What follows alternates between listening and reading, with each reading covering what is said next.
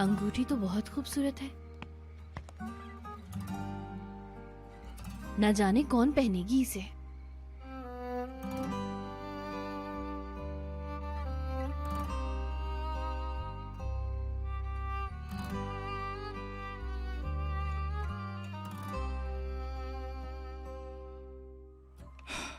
कैसी हो बेगम?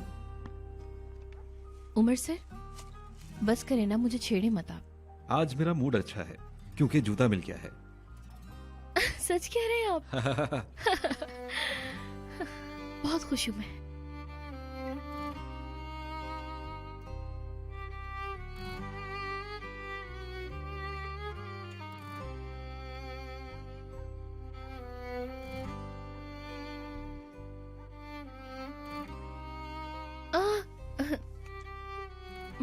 बहुत देर हो गई है, मुझे जाना चाहिए।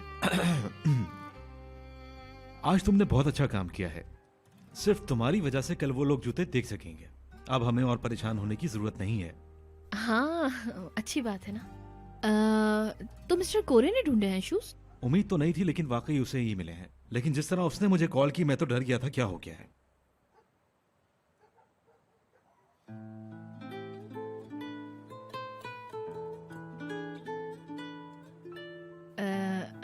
अच्छा होगा कि इसे आप संभाल के रख दें, इससे पहले कि कहीं खो जाइए।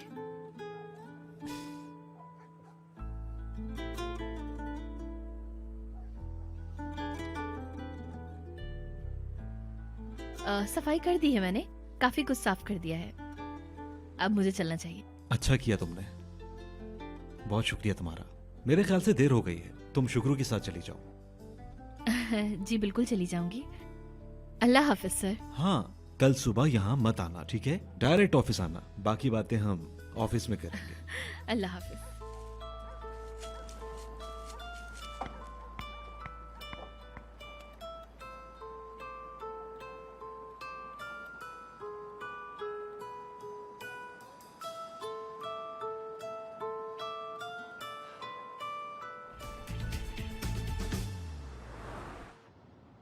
शुक्रू भाई, इंसान की रूह थक सकती है क्या? क्योंकि मेरी तो थक चुकी है।